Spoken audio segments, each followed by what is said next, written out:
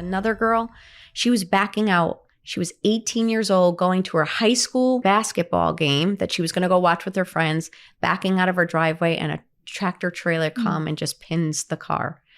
And again, she's flung out of the car. She comes to the hospital, severely brain injured, and they never thought that she'd make it. This girl is thriving. She's living life. And I mean, these are catastrophic injuries, and I would get them for a year. So you can imagine we're working together.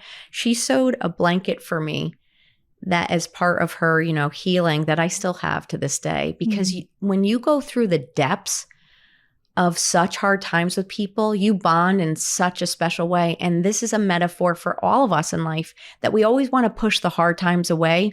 And yes, we don't like them, but that's where the real bonding, that's where the real connection happens. That's where the fullness of life is felt, because everything's on the other side of hard. So when we get to the other side, we feel even those highs even better, because we know what the lows feel like. But you don't bond in all your accolades and success. You bond through, you went through tough times too. And when you hear and you understand that vulnerability is the greatest thing, and people are all going through hard. So it's those hard times, especially in the hospital, that I realized how fragile life was. And then I went through my own challenges.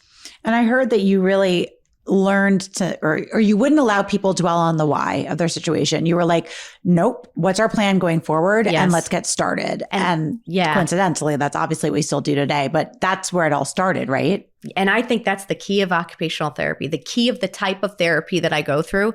I love all my friends in the therapy world. And there's times where you have to go through past trauma. And then there's times that you come to me. And when you come to me, we say, okay, what is the reality of what we're dealing with? Because we're just going to embrace the suck of this. Yeah. We're going to handle it. And then we're going to create a path forward, because forward is where we get to drive. The rear view mirror is small, so we could glance at it, but the front window is big. So let's drive forward. Oh, I love that. I love that you talk about embracing the suck. It's literally the second pillar of the signature keynote I give is becoming somebody who learns to love the suck. Yes. But it's very hard to tell somebody when they're in it. I know. So it's easier to understand on the other side. So to that end, you had no idea what was coming just around the corner for you.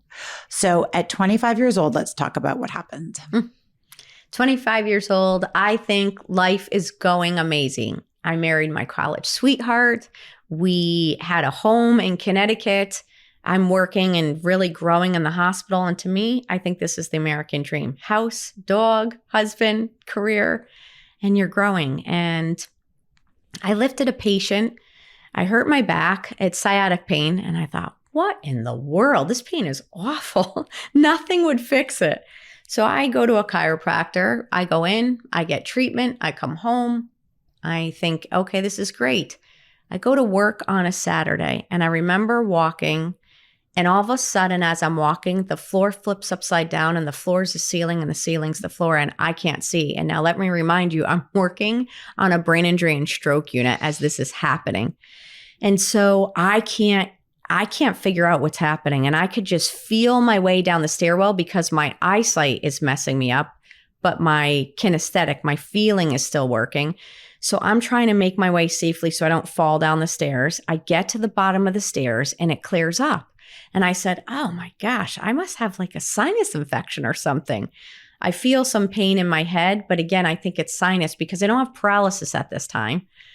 And so I call my dad because my husband at the time was working. And I said, Dad, could you pick me up? And he's not here. He had passed as well. And he said, one of my regrets this day is I didn't just take you right to the ER. Mm-hmm. And because I said, I'm fine. I go home. And here's what happened. When I went to the chiropractor and they manipulated my neck, they ripped the artery to my brain. And I didn't know I was bleeding in my brain. And so all of the time was going, and the blood clot that was developing was getting larger and larger, Jamie, till it occluded to the blood to the left side of my brain. And then all the stroke signs came on, neurological signs like nystagmus. My eyes are shaking. I'm throwing up. I can't walk. And that's when I remember yelling out.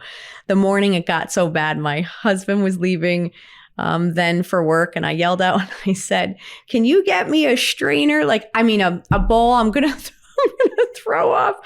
And he brings me a macaroni strainer. Oh. I look and I go, what am I going to do with this? And he's like, I don't know. I'm just so nervous. Oh. And even in that time, I go, it's going to be okay. Just get me to the hospital. Do 3 things for me. When we get there, tell them I'm not drunk because I'm 25 and staggering and it's 5 a.m. I don't have the flu, and wait till first shift comes on because I'm going to need neurology. I said, because if I go unconscious, I need you to see this through. So I get in, sure enough, as I'm staggering in New Haven, Connecticut at Yale.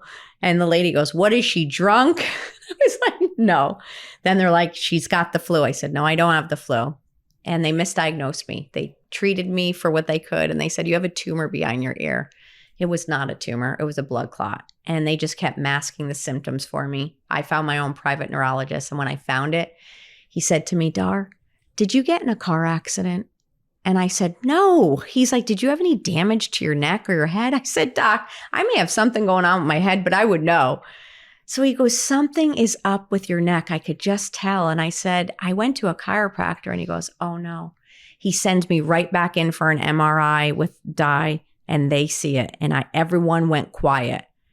And they call the doctor and they said, do we need to admit her into the hospital again? And he said, no, we're going to take care of this. I went to go see him and he said, good news, bad news is. Good news is there's scar tissue that I think is going to develop around this blood clot. Bad news is you had a stroke and you have a blood clot occluding all blood supply to the left side of your head and you could die any day. And I just said to him, wait a minute. And I said, I don't know how to process this because all day I help patients that hear this and now I'm hearing this. And what do you mean I could die any day? I just bought the book, What to Expect When You're Expecting. We're going to start a family. Life is going. And Jamie, it was so crazy because I am feeling all of the things the patients say to me every day. And now I'm saying it to the doctor. And I thought, am I in some weird movie? Like, why do I need to go through this? And I can't say that I handled it well. I tried to mask it all. I was like, no, I'm not dealing with this. And I took any medicine that they gave me to mask any nausea, any balance problems, so I could go to work and keep working as if this never happened, which did not help. And I used to be at work and all of a sudden I'm writing and the left side of the paper would go away. And I didn't tell anyone. For anyone listening, don't follow this at all. And I promise I'm a good therapist. But you're just thinking this can't happen. And then what happened after that is I said, well, if I could die any day, I need to go live life. I'm going to go help people. And I lost fear of what people thought at that moment. And I said, I'm going to leave this all. I'm just going to make things better. Something opened up at the hospital, like a very high executive job, and I applied for it. And a woman COO let me apply. And she goes, Dar, I let you in this room, but not because you're qualified, because you're either crazy enough to go change healthcare or this brain injury has gotten to you. And she said, go back to school and help us make healthcare great. So at night, I went back to school. And then I, at 28, was running a healthcare company. And then I ended up getting a divorce after that, and we couldn't have kids. And it just really affected me. I just could not process all of it. And so I just started throwing myself into work. And I was running 4 companies, going all over. And I thought, this is great. And then when 2008 hit and the crash hit, my sister and I started going deeper in our faith. And I just got this call from God. And he was like, you could do things better. And you got to go help people, because the crash was hitting. People were committing suicide. They had lost their money, lost their retirement, had to leave their homes in Greenwich, in Connecticut. I mean, it was to them catastrophic. And I said, hold on. I'm qualified to help people in business and leadership, psychology, human behavior, all of the training. I'd been running things for a while now. I said, this is a mindset shift. I'm just going to get to people outside of the hospital and healthcare walls. And I started a private practice. And my father goes, no one is going to come to you and listen to you speak on mindset in 2008. You have to remember, and you need healthcare and you don't have a business plan. What are you doing? I said, I don't care. Dad, what's the worst that could happen? They don't come. I'm going. So I started a practice, and I just started these nights of inspiration for free. I would speak on mindset and say, if you would just shift this, you could shift your life. Like, follow me on this.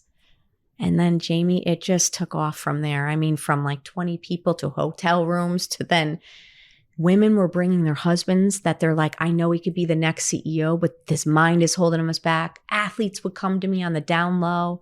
And then I moved from Connecticut to Nashville because I had roots there from helping with a record label and artist. And I'll just say that was a pivotal moment for me because I had to leave and push offshore from everything I knew to go to everything that I was called to. And it was scary as hell, but it set me up for where I am today. Mm-hmm. And I know there's a lot of people listening going, I don't know if I could do it. And I'll just say, if you just take a sheet and write down your gifts and talents along with your passion, and then you go look at where does the world need this, you won't fail. Mm-hmm. It's always going to line up.